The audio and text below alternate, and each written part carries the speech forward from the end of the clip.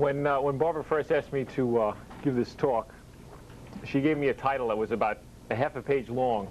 And I thought about it for a while, and then I realized for the second 40 hours I could do this. So I cut it down to just opening up your awareness.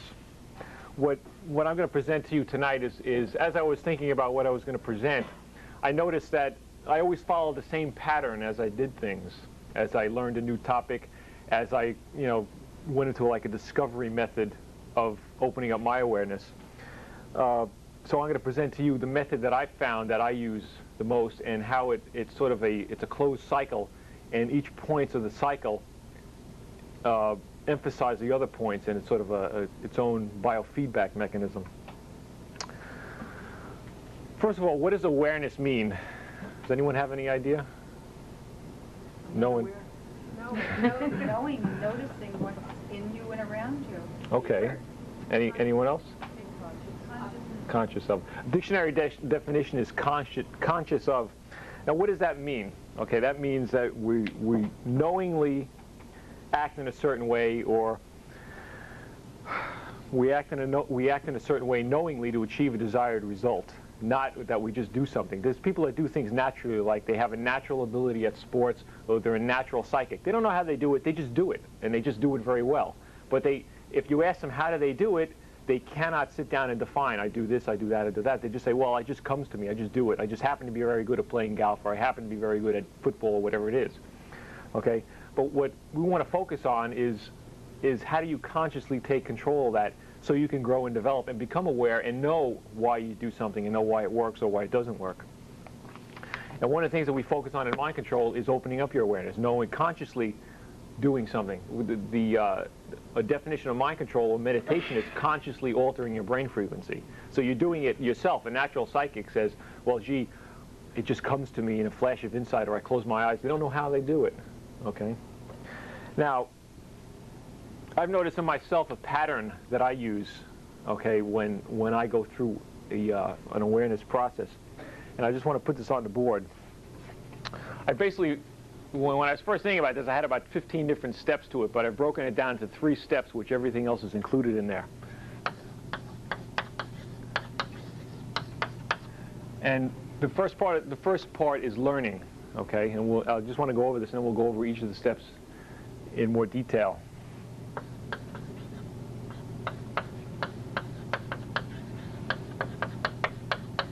The second step is implement, and spelling doesn't count here, so if anything's spelled wrong. How do you? I don't know how to spell critique, so it doesn't matter. Critique. That's critique. T-I.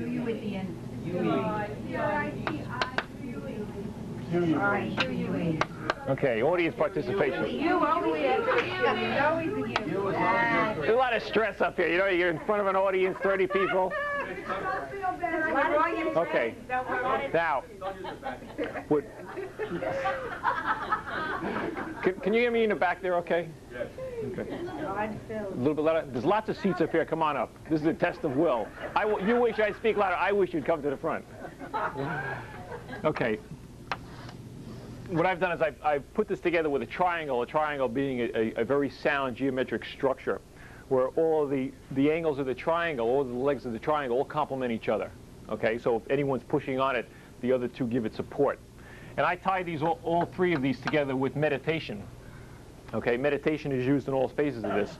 So the basic method is learn, implement, and critique. And it doesn't matter what order you do it in, just as a triangle. It doesn't matter if you start at any corner, you can go to the other 2 corners with the same distance. Okay? Now, I want to go through and define what all these different words mean, and how I use them. First of all, what does learn mean? Learn is like education. Okay, so what is the definition of education? Learn is any change of behavior. Okay. Anyone else? Okay, that's a pretty good definition. Education is a change in behavior due to experience. You're all having an experience. It's going to change the way you act. Okay, so that's education, or that's learning. If you have an experience that doesn't change you, then you haven't learned anything. Okay, some people have an experience and they keep on running into a brick wall. They don't realize they should walk around the wall. They haven't learned anything. Okay, and how does one learn? What are the different methods we can do for learning? We can We can learn by reading, okay? We can go out and read a book on it. We can do research, okay? If you want to learn a particular topic, you can go out and do research, find someone, take a class, those kind of things. We can go out and have an experience. If you're going to work in the day or you go to take a trip to Finhorn, you have a particular experience that teaches you something. Okay, so it's another way we can learn. Or we can find someone who has information that we need, and we can go talk to that person, okay? And if we can't talk to that person, I'm going to go over in a little while what techniques we can use to get the information from that person without ever speaking to them, at least not at the subjective level. Or we can go out and we can invent it. We can go out and invent the information that we need, or we can go discover it, okay? So there's a number of different ways we can do that. Now, the reason why people like to learn, and this is my own opinion on why they do this, is because it feels good. And let me explain why it feels good. Has anyone ever had the aha experience when you learn something, you go, oh, that's it, okay? We've all had that. Now, if we were to cut your head open and count all the neural connections in your brain, we would get a number. After the split second you have the aha experience, that number grows. So the reason why you feel good is because you have brain growth. Okay, and that'll continue up to you pass on. It happens to people who are 97. It happens to people who are 1 year old. Okay, it's the only part of your body that continues to grow and develop through all facets of life. So when they used to say that your brain doesn't grow, you only have a number of cells, and they always thought that's not true. Your brain does grow. For example, if it's on the back of the book jacket or something, you can visualize. You can go into meditation, visualize him, and ask him whatever it is that you'd like to know. Right. So we can bring him in and have him as one of our counselors. Okay. We can do a casework on the individual, and we can examine him, and we can ask him questions that way. Hey, John mentioned the head technique. This is a very powerful technique that that a lot of people don't really realize the extent that you can go. When you put the person's head on, you're not only feeling the feelings that they do, but you also can get into their mind and get information that they have, okay? So if you want to know something from someone, you can go into your laboratory, put the person's head on, and experience it as they would experience it. Jim, the first time I really heard of this and started to experiment with it was I took a course by a mind control instructor named Jim Needham. And Jim was in the service. He was in the Air Force, and he was an enlisted man, and he wanted to go, he was getting bored with what he was doing, and he wanted to go become an officer. And there was this one training class that would allow him to do this, where it was to become a pilot, okay, a jet pilot. And he had flown, but he had never flown this particular type of jet fighter plane before. And because he was an enlisted man and going for this program, a very close friend of his was able to get him in, who was a colonel or something, and he was an expert flyer. And the only way he could get through this was to give him one chance of flying this plane on a test run. And if he made the slightest mistake, he would have been out. So what he did is he went down and he got a manual of the plane that he was going to fly, and in the middle is a big centerfold. So he put the centerfold on his desk, he went to level, put this friend of his head on, and then said, I'm going to open my eyes, but I'm going to remain at level, opened his eyes, okay, and proceeded to imaginarily fly the plane. And he said he'd be sitting at his desk working, imagining flying this plane, working all the controls, and he'd actually feel like he was moving, okay. Now he did this for about 6 weeks. He went in, and they got into the plane, and the instructor who was taking him up said that he would taxi the plane out, let's take the plane out on the runway and take it off, and then he would let Jim fly the plane. So Jim said, no, I'm going to do this, I'm going to do it 100%. So he took the plane from starting to flying, and if he had made a mistake even on the ground, then he would have been out of the program. He took the plane up. Not only did the basic maneuvers that he was supposed to check out, but the instructor was so impressed that he had him flying in these difficult formations that most people can't even fly who are experienced. He got out of the plane, he landed it, he did everything 100%. He was soaking wet from head to toe, and the instructor said, damnedest thing I've ever seen, and walked away. After he had accomplished that, he realized that he didn't really want to do that anymore because he had accomplished it. So he quit the Air Force. But it's a true story. The point is that through that technique, he was able to gain the information he needed to fly the plane. Okay, although he had flown, he had never flown that plane and in those kind of formations before. So it's a very powerful technique. So if you feel that you want to use someone as counsel, okay, this is a very powerful technique to use. Put the person's head, go to level, protect yourself, put the person's head on, and do this. You don't do it just once. You do it maybe for 50 days in a row or 2 months in a row. Keep on working at it. And you will notice after the first, second, third day that you actually start picking up information like this that you can use. And you can program yourself. You can open up your eyes and you're going to work. Suppose you have some work to do around the house. An example that Jose uses is what's called what I call an arm technique, which he's actually done in class. He's taken individuals that didn't know how to paint. They went to level, and they said, they imagined Leonardo da Vinci's arm over their arm. Okay, they come out. They say, I'm going to come out of level. I'm going to open my eyes. I'm going to remain at level, and this famous painter is going to still have his hand over my hand, and he's going to paint the picture. We're going to use all his brush strokes and everything else. They come out. They paint this picture. The picture comes out looking very nice, better than the person could have done if they didn't do this. And what's interesting is that when they had an art expert look at the pictures, and the brush strokes were the same technique that particular artist used. Okay, these are different techniques you can use. Another individual I was talking to did something very similar. They were really feeling, in a meditative state, and they were sort of playing. He was practicing a piano, and he didn't feel that he was the greatest piano player in the world. He just did it for his own entertainment. And he figured, well, I'm going to use this technique. So he went down to level as he's playing, and imagine some piano player, I don't know who it was, guiding his hands. And his wife and his daughter came in the room and said, who's that playing the piano so nicely? Because they knew the father didn't play that nice. Okay, so these are different techniques that you can use, and you can use them for learning. And what I noticed is that when you come out and you no longer have the person's head on or whatever you're doing, you still retain the information so you can use it. And you program yourself that when you want the information, it'll be there for your recall. These are powerful techniques that we've learned, but we haven't seen the full potential of them. Okay, rules that I've sort of discovered as I went along. One rule that I found is know your ways as if you were born to them. Okay, know your ways as if you were born to them. So, if you know something, you don't just look at it on a surface level, okay, but you look into it on a very deep level, and you know it as if you were born to it. Okay, so if you want to know something thoroughly, you don't just know it haphazardly. Okay, it's a very good rule that I found, and you'll notice that people will start commenting on it. Wow, you do that so well. Those kind of things. Look at whatever you're learning to do new. Look at it, examine it. Use all the techniques. You can use them all. They don't need a lot of preparation to do. Another technique I found is no one can teach you what they don't know. Okay, you have a lot of people who want to teach things, not to knock formal education, but a lot of professors in college are teaching MBAs or they're teaching classes that they don't even know anything about. They go through school, they get a degree, they work as a summer job at McDonald's, and they start teaching other people how to be on an MBA because that's all they knew how to do is teach. They don't have any practical experience. Okay, so when you're learning something from someone, it's best to find out if they've done it before rather than just to take their word, because there's the textbook method of doing something, and then there's what actually happens to get it done. I've spoken to people who were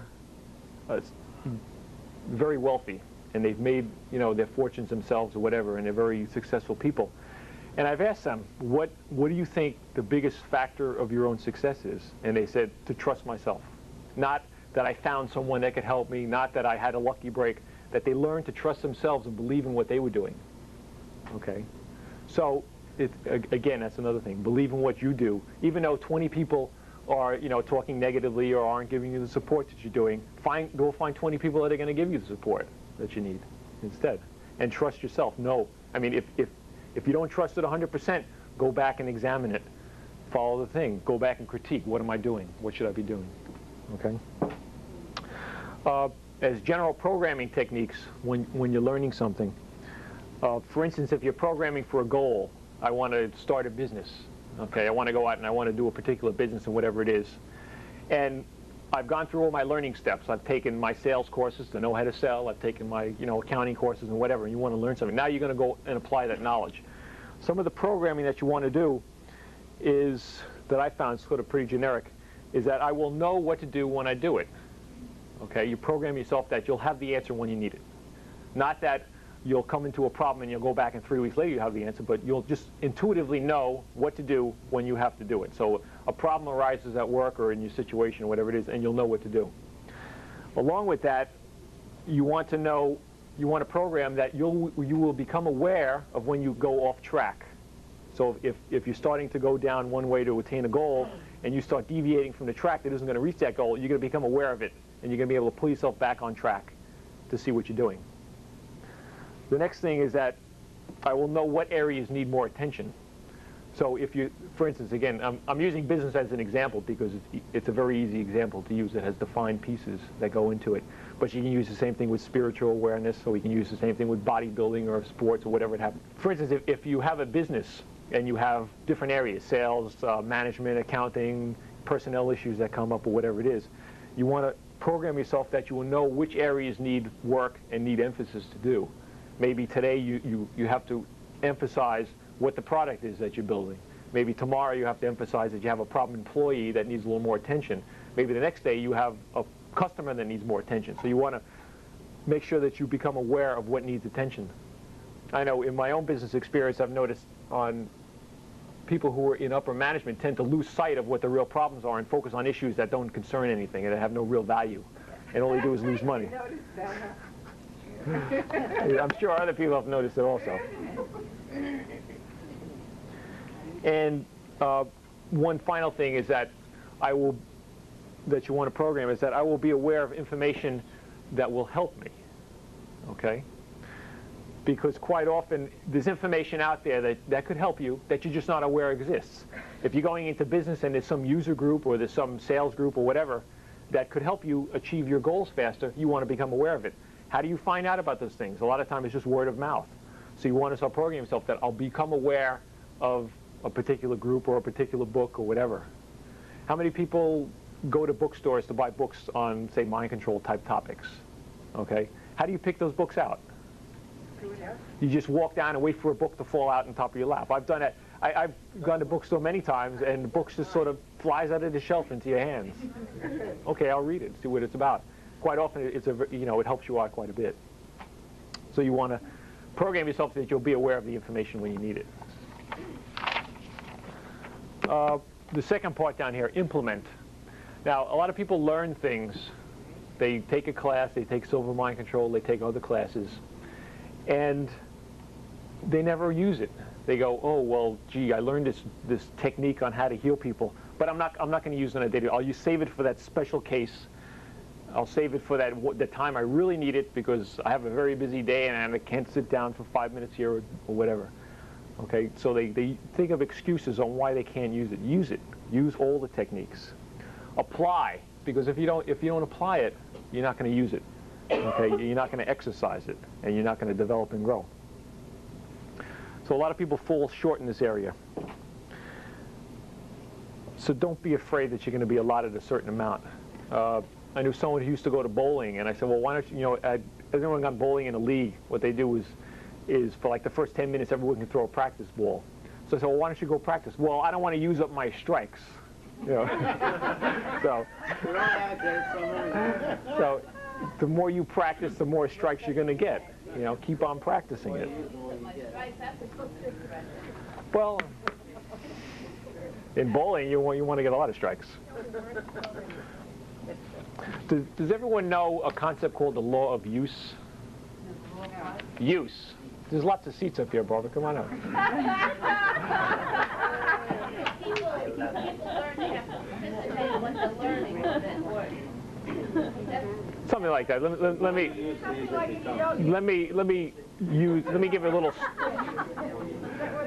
me use a little story to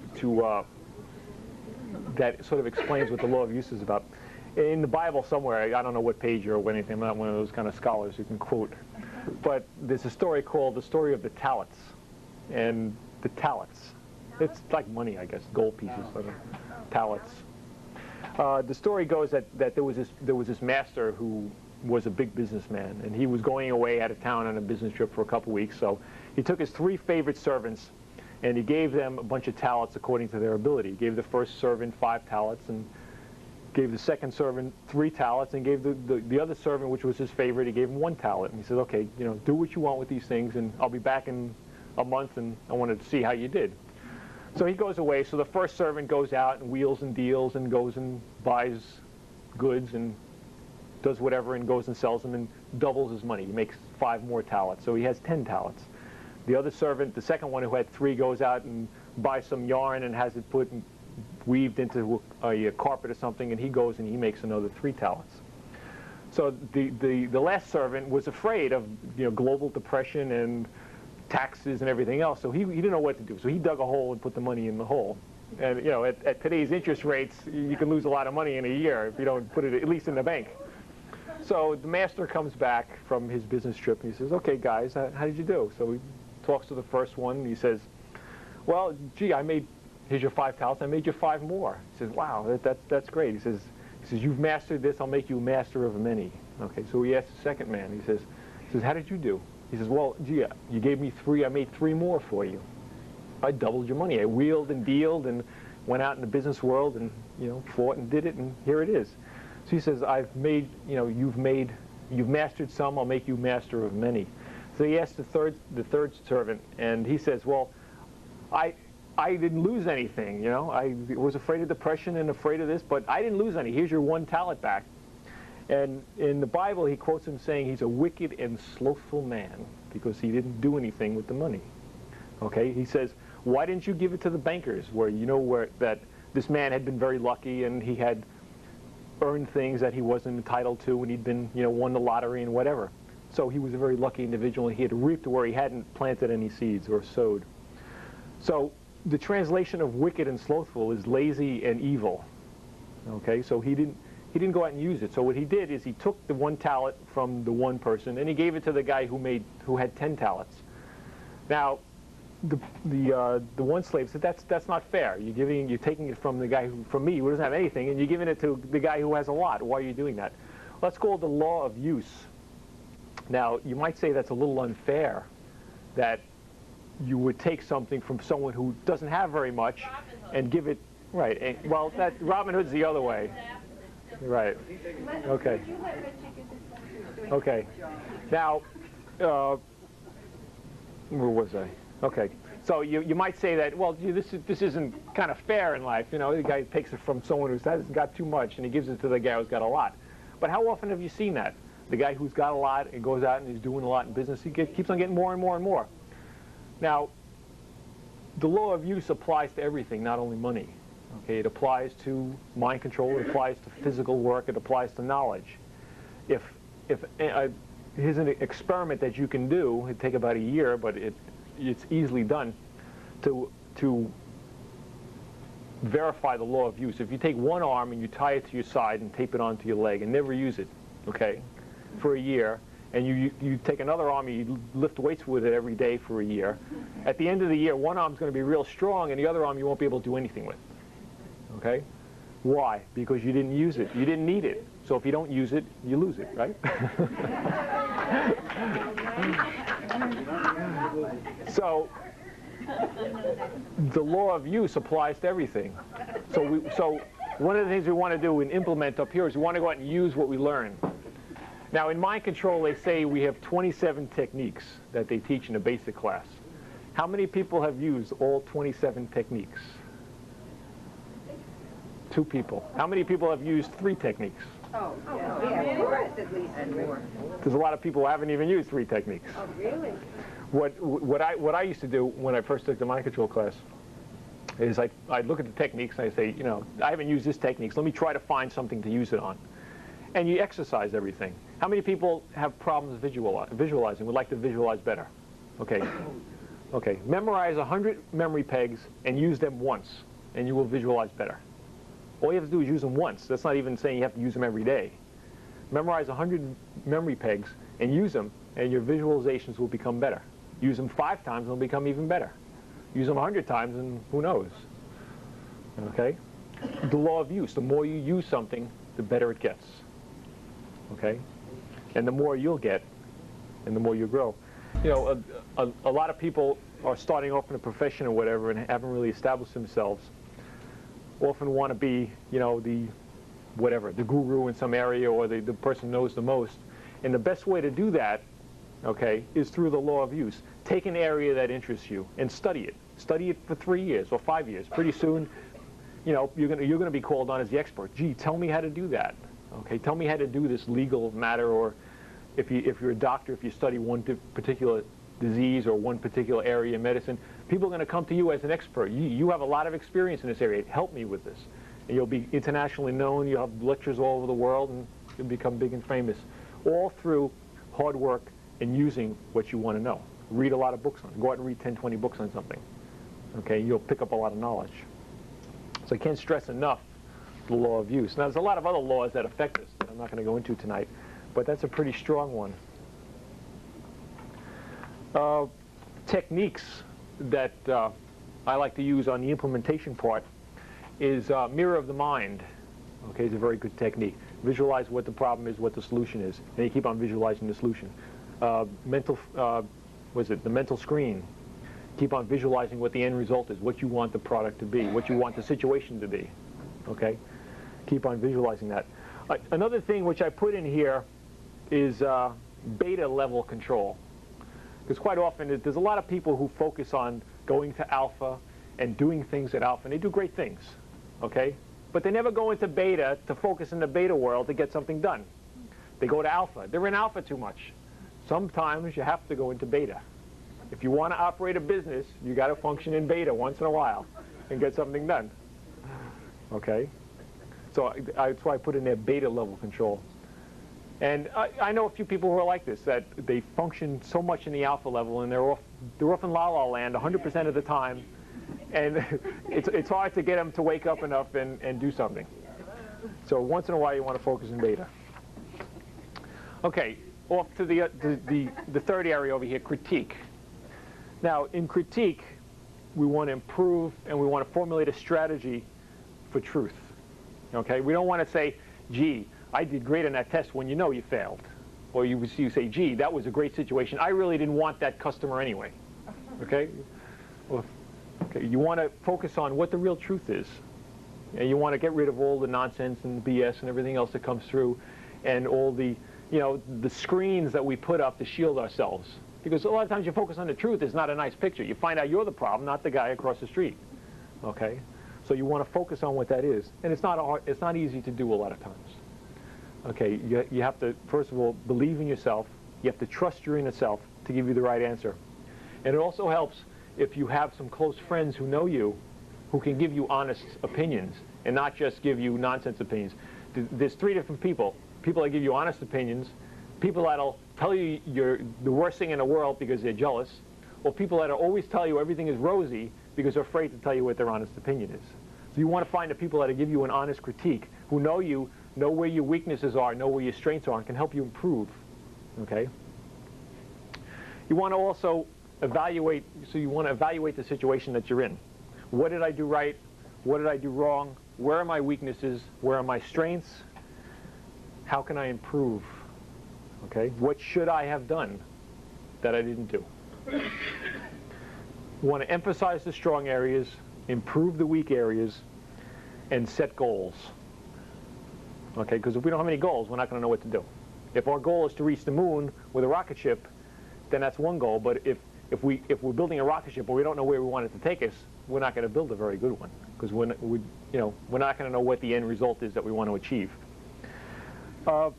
There's also a concept that I want to explain that gets a lot of people frustrated. It got me very frustrated until I realized what was going on. It's a concept that I call breaking out, or reaching a plateau. Quite often you go along and everything's going real great, and all of a sudden you sort of run into a roadblock when you have a couple of days and everything's going wrong. Okay? Everything is not going wrong. Everything is going as it should. Because if one of the things in conjunction with the law of use is that you have to work for something. And in order to achieve something, you have to have the qualifications needed when you get to that level in order so that you'll live. What happens if you have a chicken about to crack through the egg? If you crack the egg open to help the chicken get out faster, okay, so he doesn't have to go through all that work, what happens to the chicken? He dies, right? And he can't survive in that world because he hasn't gone through the growth experience and the exercise needed in order to get to that world. Okay, so they have to crack the egg themselves and break through. Now, if you didn't realize that you were breaking through that egg, you might say, hey, what's all this? I've been sitting here nice for 6 months. All of a sudden, you know, I'm running into this roadblock. Everything seems like it's going against me. It's like a final test. If you think of it as a test, instead of, you know, gee, everyone's against me type thing, you'll do better. Love tests. I used to hate tests. Now I love them. I go in and I go into a test and say, I'm going to prove to myself that I can go get 100 on that test, so that I can do well. So when you reach these problem areas that I call breaking out, what you want to do is don't sit there and say, gee, woe is me, the world's against me, okay? You want to say, gee, step back a second, identify it. This is just another test that I have to do. Go and give it, you know, work at it more and work at it harder, because what you're going to find is that all of a sudden it's going to become real easy again, and it's going to be, you know, you're going to be back on track. But you have to go through that growth experience, and you have to go through that problem. A couple of years ago, I was involved in a business that was a significant growth experience for me, very significant, and I equated to getting an MBA. Okay, taught me a lot about business. It also cost me a lot of money. Okay, which an MBA costs a lot too, but I doubt you'll learn as much. So, you know, that has taught me a lot. When I get involved in business deals today, I step back and I look at it more, and I make sure I do the research, and I make sure I talk to the right people, and I make sure I find out what the situation is before I get involved.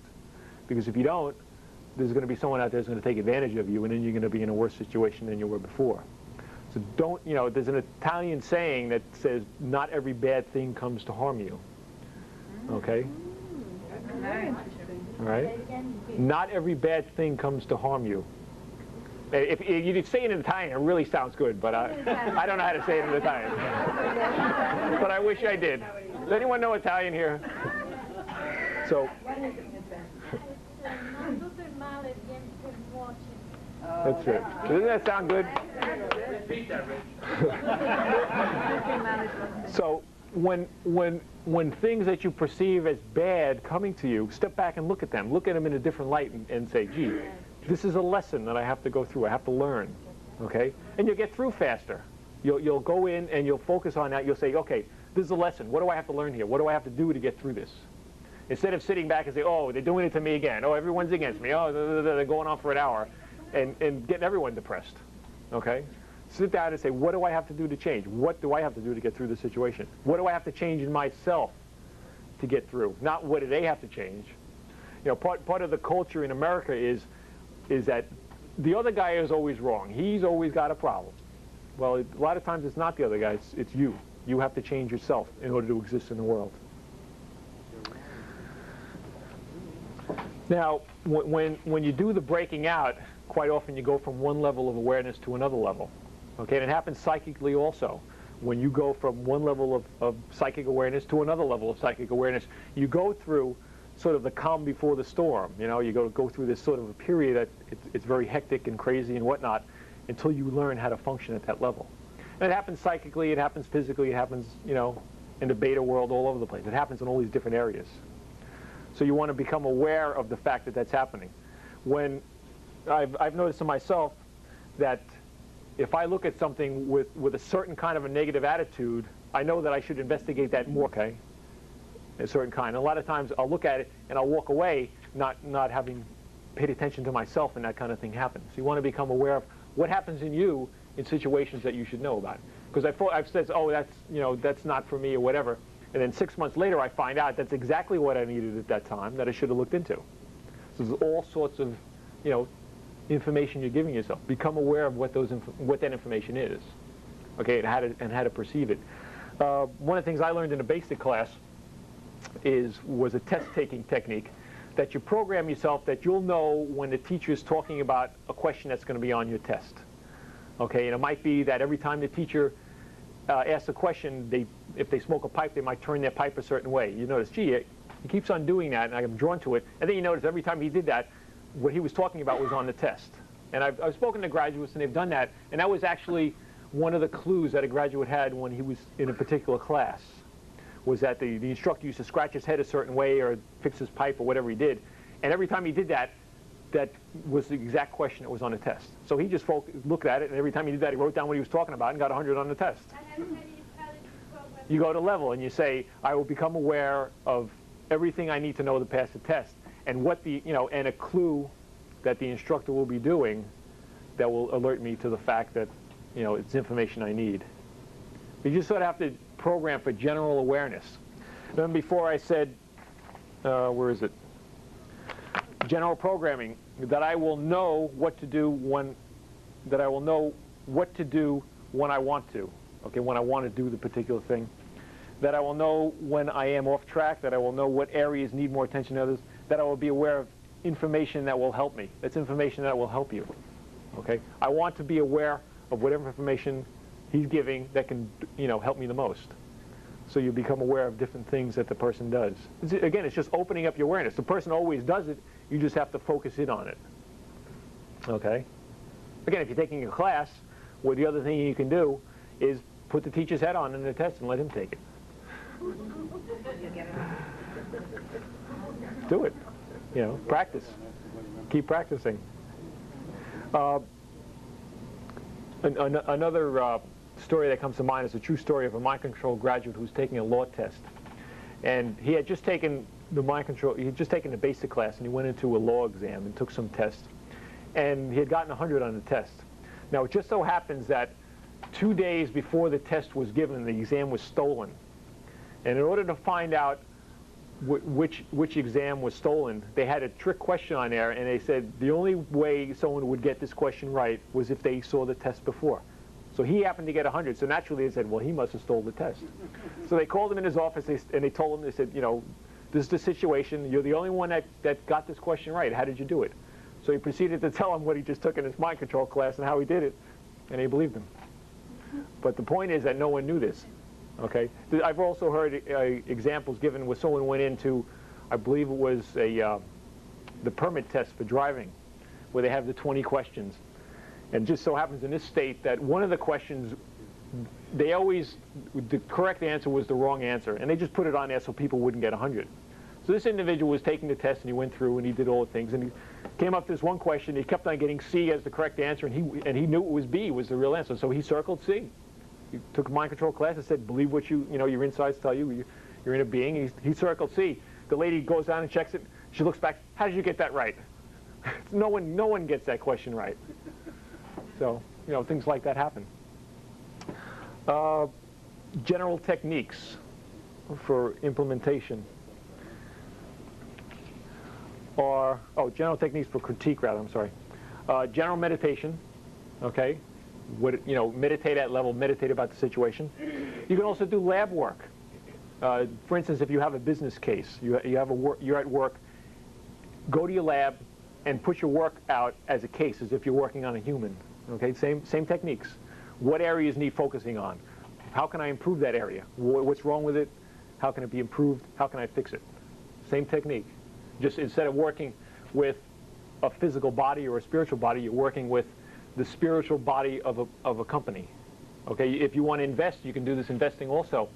You want to invest in IBM, you can go down, put IBM as a case in your lab, look at it. Gee, is it a healthy body? Is it going to improve? Where is its weaknesses? Where are its strengths? Whatever. Okay, powerful technique. You can also use the glass of water technique. That's for how to find the solution to the problem when you don't know what the problem is. Oh, you don't know what the solution is, but you know what the problem is. Okay? The problem is I need to know what I did wrong. The problem is I need to know what I did right. Sometimes something happens, you don't know why it happened. Okay? Which is unknown cause. It's effect with unknown cause. So you want to focus on why it happened. Sometimes it was just a learning experience you had to go through. You had to fail to do that. And failure isn't bad. It's just a way to do something different than you wanted to. Okay? Walt Disney, who everyone in this room would, I assume, would figure is pretty successful, went bankrupt 8 times. Now you would have thought after 8 times he would have said, this isn't for me, I'll go work for someone. But he tried the 9th time. The 9th time he developed a very big organization which is world famous today. Okay? You can also do the mental screen. Put up in a mental screen what the situation is and see how it could have been done. Examine it, critique, go through and really rip the thing apart, This is you you're talking about. It's not someone else where it doesn't matter. It matters. So go find out what the real problems are, what your strengths are, how can you improve them, what should you have done, what didn't you do, and so on and so forth. All those questions. You should go down and ask them all about everything. I do that all, it only takes a minute to go through a whole list of things. What should I do, what didn't I do, blah, blah, blah, blah, all the way down. And sometimes it's hard to come up with the solution. You work on it and there's no real solution. You just sort of have to do a bunch of little teeny things that come up with an end result. And sometimes, there is no end result. Sometimes you're better off just to walk away. Maybe that's a message that they're giving you. I'm involved in a situation right now where we're evaluating a company, and this company is in such poor shape that I doubt that there's anything that can help it survive. So, I mean, that's the kind of thing. You want to look at it, and I've used a lot of techniques evaluating it, and what do? Sometimes there's nothing you can do. And that's also a solution, okay? And then the final thing you want to do in critique, which I mentioned before, seek counsel from those who know you, from someone that knows you very well. I belong to what we call as a career group, and it's about four or five people that have worked together in various situations for about the last 6 or 7 years. So we know each other fairly well. So what we do is, most of us work at different companies, a couple of us work at the same company. About once every 2 weeks or once a month or so, we get together and we focus on different issues. When we first got started, what we did is we critiqued each person as we met each month, and we really focused in on that individual, ripped them apart and then built them back up again. Focus on what the individual strengths are, what his weaknesses are. And that's helped me, and it's helped everyone else in the group advance their career and advance the way they do things. Okay, so it's important to find outside people who can give you honest things too, because a lot of times you go to look at yourself and you want to overlook that because you don't want to focus in on the negative part. You don't want to focus in on the fact that, yeah, you come off a little, rough, or you come off a little aggravated when you really shouldn't. Okay, so a lot of times people are hesitant to say that. But under the right situations, if you're willing to learn, it's very valuable to have someone tell you, hey, you screwed up today because you didn't do whatever. Okay? So quite often, in certain situations, I'd rather hear from an individual and say, well, what did I do wrong than oh, yeah, you did a great job. Well, how could it have been better? What could I have done to make it better? What could I have done to turn that sale that took 3 months into 2 months or a month or a week? Okay, so we always want to focus on improving ourselves.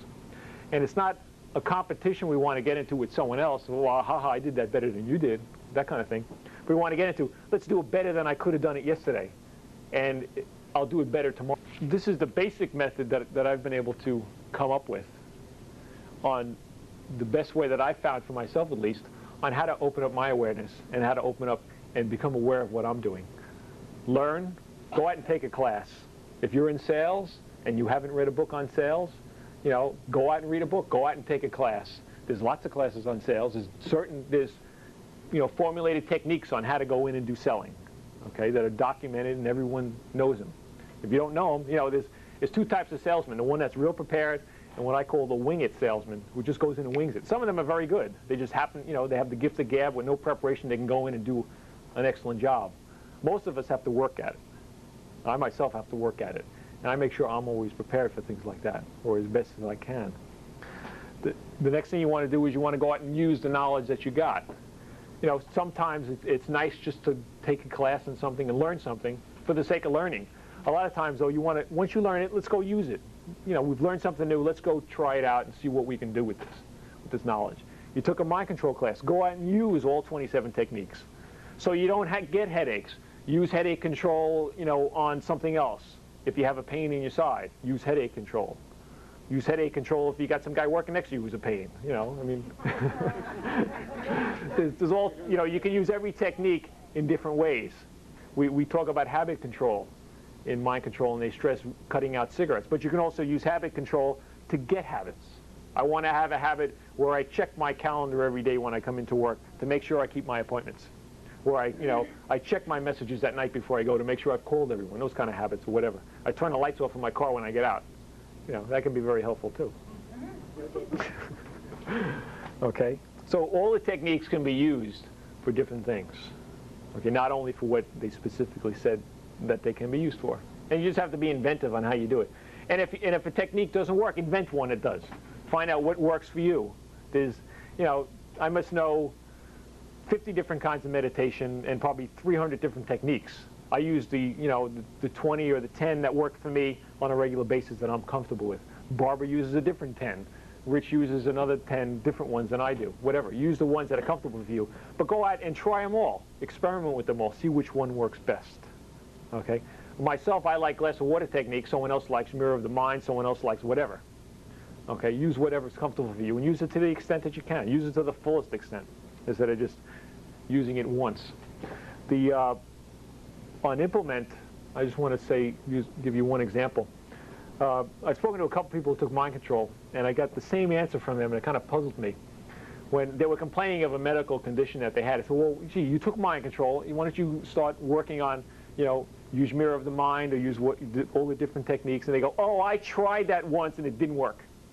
Well, you've had this condition in your body for 27 years, and and you're expecting it to go away the first time you do it, which in some cases it works, other cases it doesn't. Try it for 50 days in a row, 5 times a day, and then tell me how it worked. Not once and then say, oh, I tried it once and it didn't work. I'm sure we've all met people like that said that. Okay? So, don't try it once, don't try it 10 times, try it 50 days in a row, or 200 days, and then see how it works. And probably after the first 100 days or so, you're going to forget about it because the problem's going to have gone away. Okay? It'll at least have gotten better. And in critique, make sure you go back and you look at what did I do right? Because that's important too. You don't want to only look at what you did wrong. You want to look at, hey, gee, I did some things right in there. I went out and I beat down the doors and I got those contacts and I did 1, 2, and 3 correct. But gee, I sort of screwed up on 4, 5, and 6. But focus on the strong points. Maybe those are your strong points. And maybe you should refocus what you're doing. If you're in business and your strong points are A, B, and C, go find someone who's got strong points in C, D, and E and let them do that. You do what you can do best and give it off to someone else and let them do the rest or whatever. You have to find out what works for you. Does anyone have any questions? Covered everything. Yeah, you did. This was the greatest. Okay, thank you.